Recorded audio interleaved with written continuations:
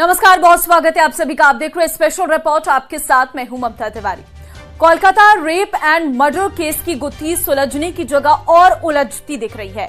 15 दिनों बाद भी देश की सबसे तेज तर्रार जांच एजेंसी सीबीआई ठोस सबूतों के लिए हाथ पैर मारती दिख रही है। सीबीआई को अब कुल 7 लोगों को झूठ पकड़ने वाली मशीन के सामने बैठा रही है, जिनसे इनके बयानों में जो विरोधाभास है वो क्लियर हो सके। हालांकि इसमें भी आज आरोपी संजय रॉय का टेस्ट कल के लिए टाल दिया गया। देश सवाल पूछ रहा है कि कोलकाता फाइल्स की क्लोजर रिपोर्ट आखिर कब आएगी। ये रिपोर्ट देखिए।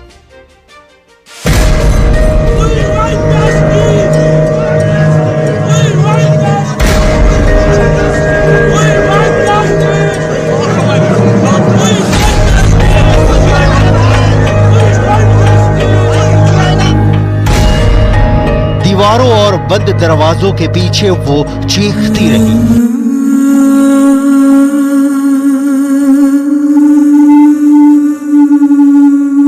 रहम की भीख मांगती रही, आखिरी सांसों तक लड़ती रही।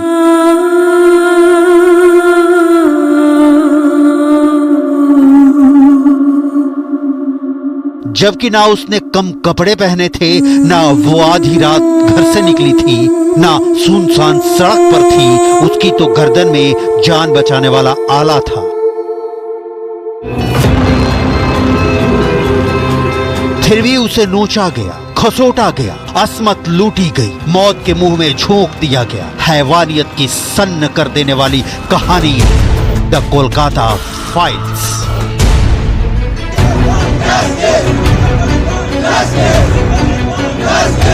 देश उबल रहा है, देश सवाल पूछ रहा है, देश इंसाफ मांग रहा है। डॉक्टर बिटिया का बलात्कारी कौन? डॉक्टर बिटिया का कातिल कौन? डॉक्टर बिटिया की रूह को कब मिलेगा सुकून?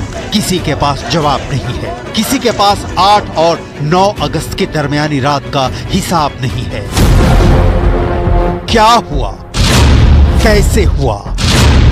कब हुआ? क्यों हुआ? किसने किया? कौन कौन शामिल?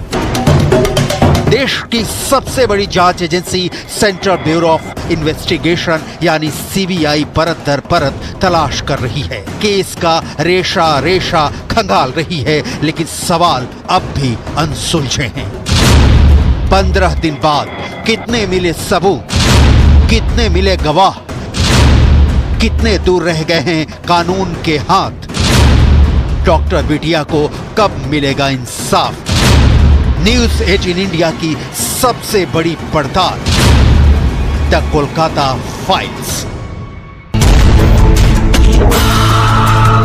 कोलकाता केस की डिटेल दिखाने से पहले पीड़िता के पिता ने क्या कहा, सुनिए। आपको लगता है कि कहीं ना कहीं अस्पताल प्रशासन ने एक बड़ी चूक की है? पहले से तो हमको अस्पताल के जो डिपार्टमेंट जो है जिसका पास मेरा लड़की को भेजा था वो ऑन ड्यूटी में था। एक ऑन ड्यूटी में एक जो लड़का हो या लड़की जिससे काम करता है, जैसे हमारा अंदर 3-4 आदमी काम करता है, उसका जो जिम्मेदारी है वो तो मेरा ही है ना जी। कोई दुर्घटना घट जाए तो मेरा हमको ऊपर जिम्मेदारी पड़ेगा। लेकिन उस लोग अभी तक इसके बारे में आज इतना दिन में कोई हमको फोन से भी बात नहीं। जब उनका शव मिलता आपको कितने बजे फोन आया और किसने फोन किया था? 10:53 पर फोन आया और उसके बाद हमने किया। उसके बाद उसने उधर से भी फिर एक बार फोन आया, उनसे बोला मैं असिस्टेंट सुपर बोल रहा हूँ, आपका लड़की लगता है सुसाइड कर दी। सीबीआई आज 7 किरदारों का पॉलीग्राफ टेस्ट करा रही है। दिल्ली से एक विशेष टीम आकर ये पॉलीग्राफ टेस्ट को कर रही है, जिसमें संजय रॉय, इसके अलावा पूर्व principal Sandip Ghosh, 2 trainee doctor, एक इंटर्न और 2 अन्य स्टाफ शामिल हैं। सीबीआई इस टेस्ट के जरिए जानना चाहती है कि आखिर 8 और 9 अगस्त की रात सेमिनार हॉल में क्या हुआ था। तो ये तो क्लियर होता जा रहा है कि इस केस से जुड़े वो कौन से और कितने किरदार हैं जिन पर सीबीआई अपनी जांच फोकस कर रही है। नंबर 1, आरोपी संजय रॉय, जिसे 14 दिनों के लिए जेल भेजा जा चुका है। नंबर 2, आरजी कर का पूर्व principal doctor Sandeep Ghosh. Number 3, first year PG doctor Arka. Number 4, first year PG doctor Saumitra. Number 5 house staff Gulab. Number 6 एक इंटर्न सुखदीप। नंबर 7 अस्पताल का एक और स्टाफ।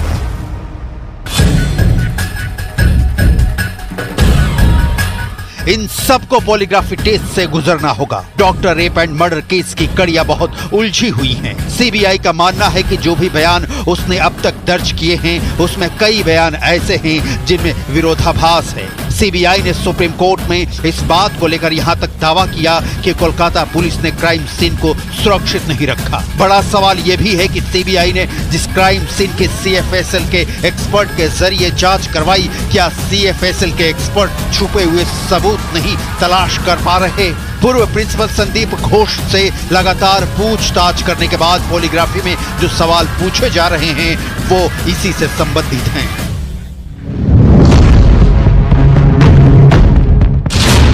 आपको वारदात की खबर किसने दी?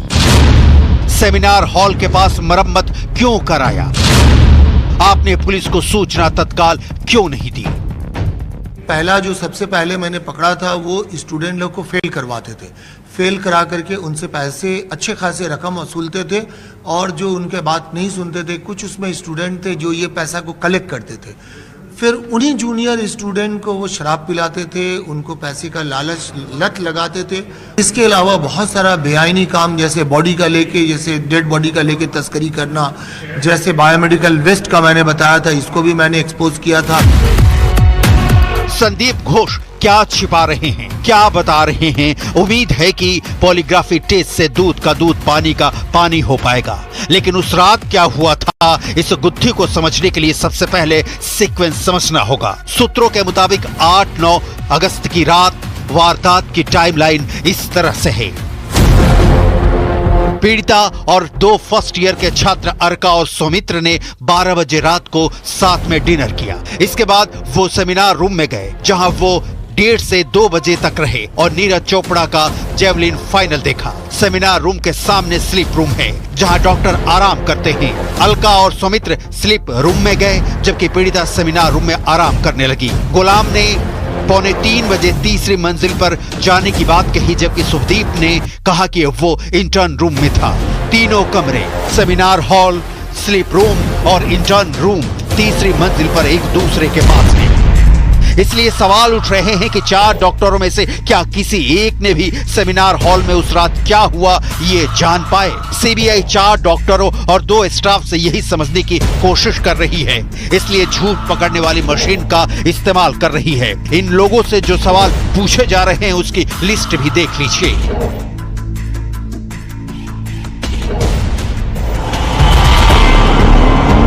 खाना खाने के बाद आप कहां गए? क्या आपने पीड़िता की चीख सुनी? वारदात का पता चलने पर आपने क्या किया?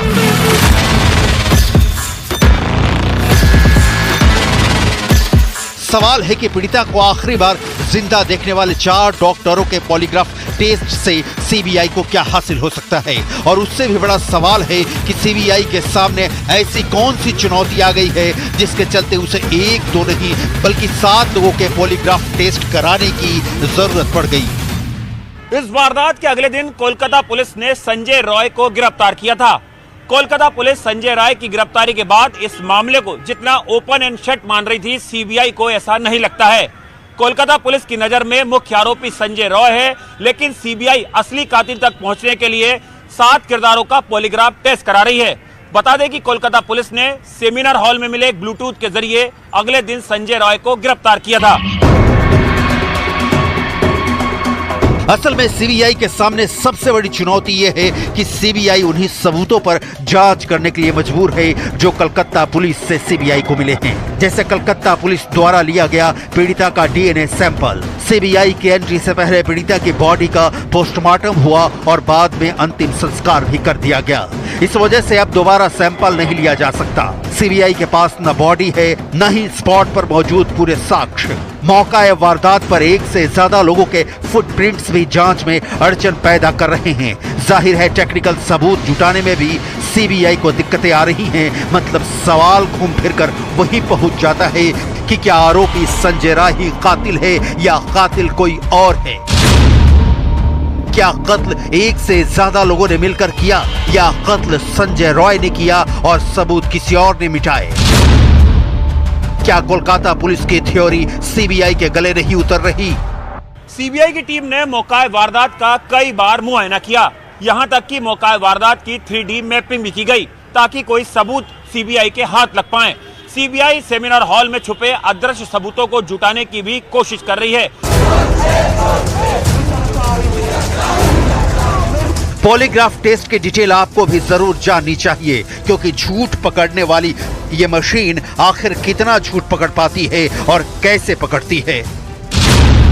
सबसे पहले जानिए कि क्या होता है पॉलीग्राफी टेस्ट। पॉलीग्राफ एक मशीन है जिसमें व्यक्ति से अटैच किए गए सेंसर से मिलने वाले सिग्नल को एक मूविंग पेपर पर रिकॉर्ड किया जाता है। इसमें व्यक्ति के शरीर पर 6 सेंसर्स अटैच किए जाते हैं। अब जानिए कि क्यों करवाया जाता है पॉलीग्राफी टेस्ट। जब आरोपी या संदिग्ध पूछताछ में कुछ छिपाने की कोशिश करता है या अपना बयान बार बार बदल देता है। किसका लिया जाता है पॉलीग्राफी टेस्ट? अदालत की परमिशन और संदिग्ध की सहमति से जांच एजेंसी कर सकती है टेस्ट। कैसे काम करता है पॉलीग्राफी मशीन? मशीन इन्हें रिकॉर्ड करता है। सांस लेने की गति, व्यक्ति का पल्स, व्यक्ति का ब्लड प्रेशर, व्यक्ति का पसीना, हाथ पैर का मूवमेंट।